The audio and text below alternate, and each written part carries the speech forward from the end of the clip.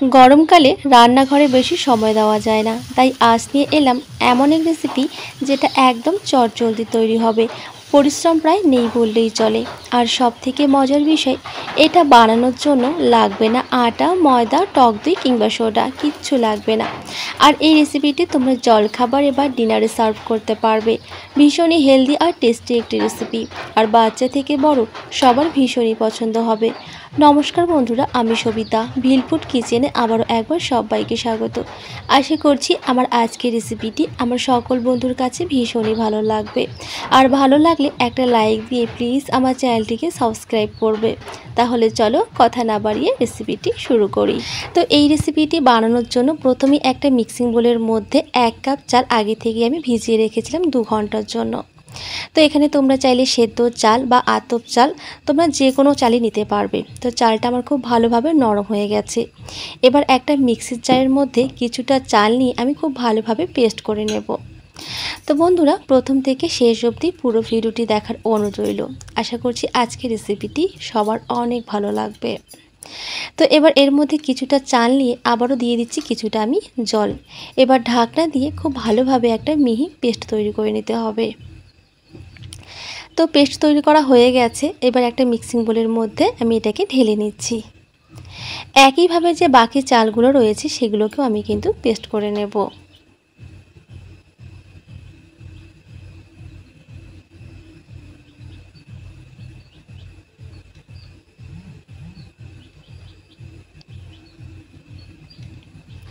তো একইভাবে সমস্ত চালগুলোকে পেস্ট করে নিয়েছি। এবার এটাকেও এর মধ্যে আমি ঢেলে নিলাম। এবার এর মধ্যে দিয়ে দিচ্ছি 1 চামচ সুজি আর দিয়ে দিচ্ছি 1 চামচ বেসন।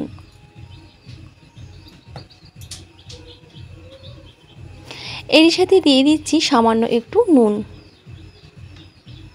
এবার এর মধ্যে কিছু সবজি আমি অ্যাড করব। প্রথমে এখানে আমি একটা মিডিয়াম সাইজের পেঁয়াজ কুচি কুচি করে কেটে নিয়েছি। এবার দিয়ে দিলাম একটা টমেটো কুচি আর দিয়ে দিচ্ছি এখানে 3 থেকে 4টা কাঁচা লঙ্কা কুচি, তবে ঝালটা তোমরা তোমাদের স্বাদ মতন দেবে। এরই সাথে দিয়ে দিচ্ছি কিছুটা ধনেপাতা কুচি আর দিয়ে দিচ্ছি হাফ চামচ গোটা জিরে। এবার সমস্ত কিছু একসাথে খুব ভালোভাবে মিশিয়ে নেব।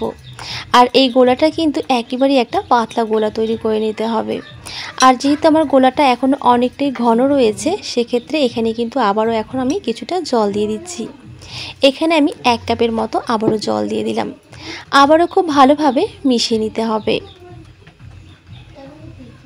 দেখো, ঠিক এরকম একটা গোলা তৈরি করে নিতে হবে, একেবারেই কিন্তু পাতলা গোলাটা হবে। আর এখানে যেহেতু সুজি রয়েছে তার জন্য এটাকে এবার ঢাকা চাপা দিয়ে 10 মিনিটের জন্য রেস্টে রেখে দেব।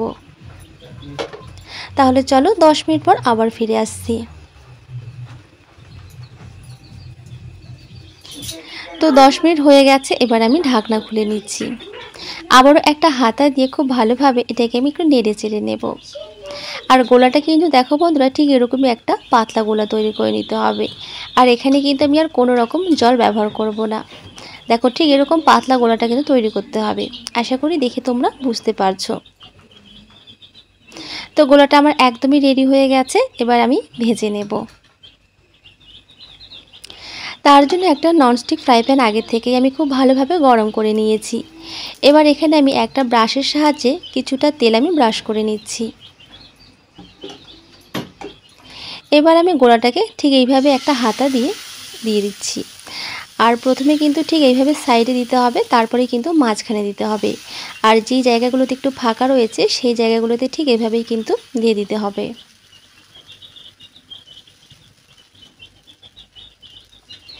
এবার এটাকে ঠিক এভাবেই কিছুক্ষণের জন্য আমি রেখে দেব।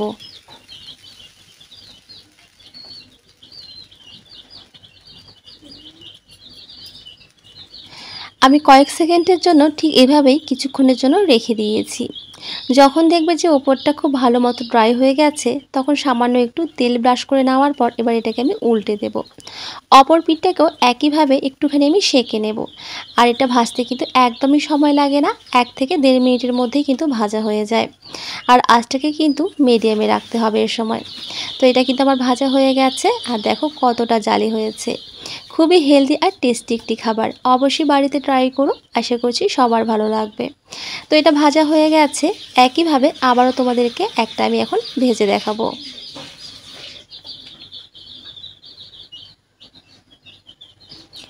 তো আবারও আমি কিছুটা ব্যাটার দিয়ে দিচ্ছি। দেখো ঠিক এইভাবে কিন্তু ব্যাটারটা দিয়ে দিতে হবে। প্রথমেই কিন্তু সাইডে দিতে হবে, তারপরে কিন্তু মাঝখানে দিতে হবে।